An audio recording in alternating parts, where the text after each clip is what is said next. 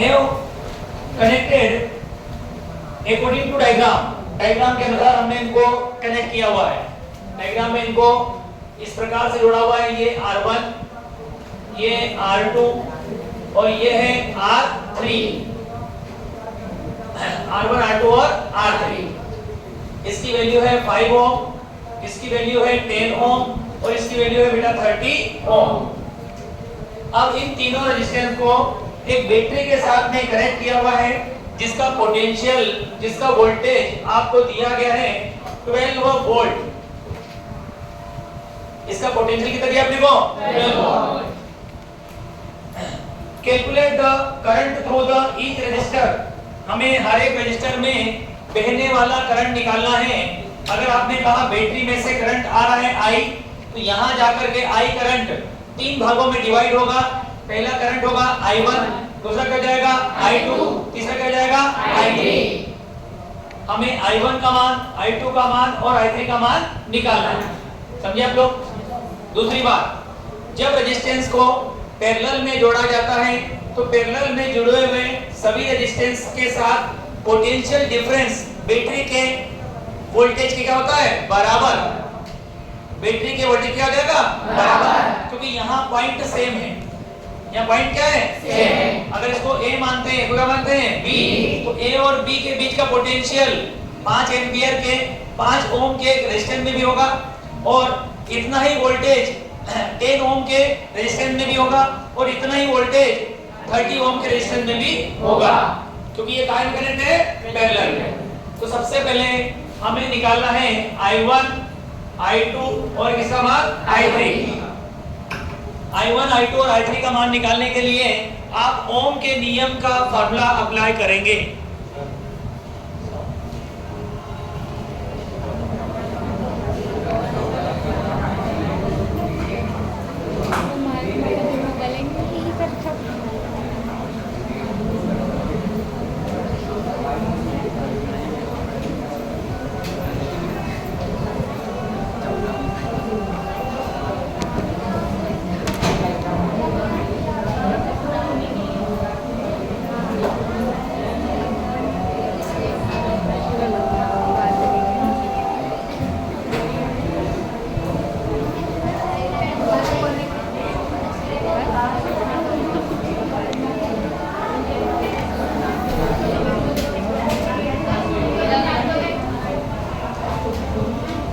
देखिए बेटा आप लोग यहाँ पे हमें I1, I2 और I3 का मान निकालना है। जब भी करंट निकालना पड़ेगा तो तुम्हें ओम के नियम का फार्मूला आना चाहिए। ओम्स लॉ का फार्मूला सभी को याद होना चाहिए।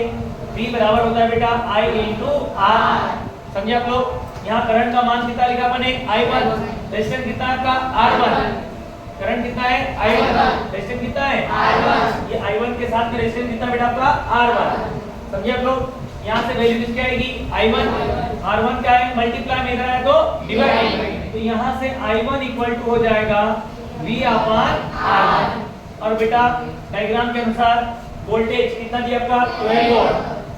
पैरेलल में कनेक्ट होने वाले सभी रेजिस्टेंस के अक्रॉस पोटेंशियल डिफरेंस बैटरी के पोटेंशियल के क्या हो जाएगा? बराबर। अब यहाँ पे V का मान 12 है, R1 का मान कितना बेटा? 5। इसको काटेंगे, 5 2 जा 10, पॉइंट लगाएंगे, 5 4 जा 20, तो 2.4 एम्पियर आएगा I1 का मान। ऐसे ही I2 निकालेंगे तो V अपान क्या आएगा यहाँ पे? R2।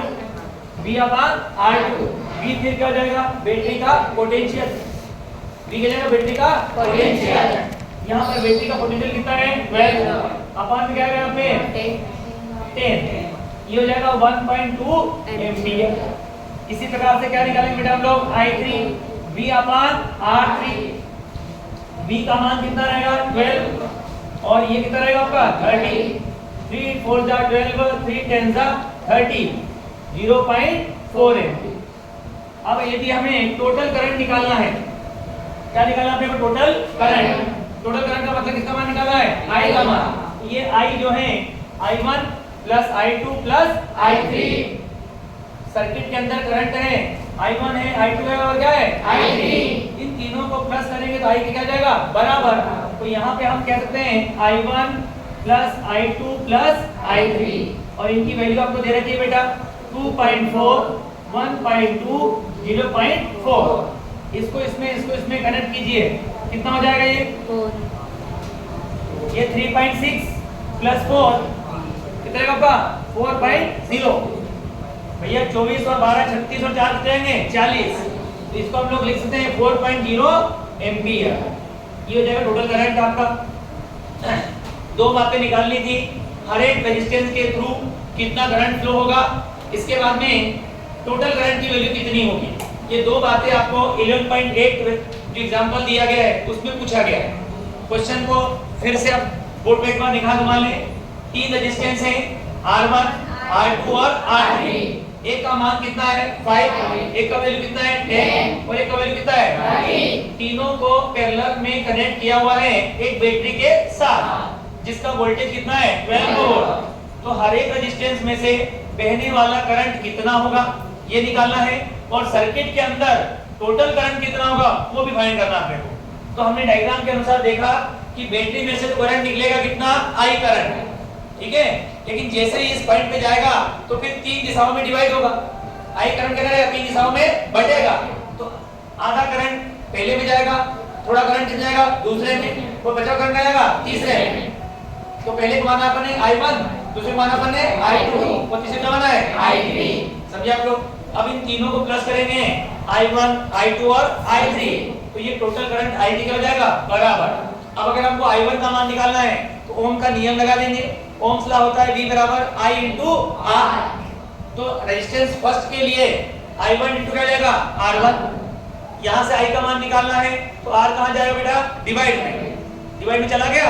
अब यही फार्मूला I1 के लिए, सेम फार्मूला I2 के लिए और सेम फार्मूला I3 के लिए अप्लाई कर सकते हैं। आंसर आ जाएगा, नो डाउट।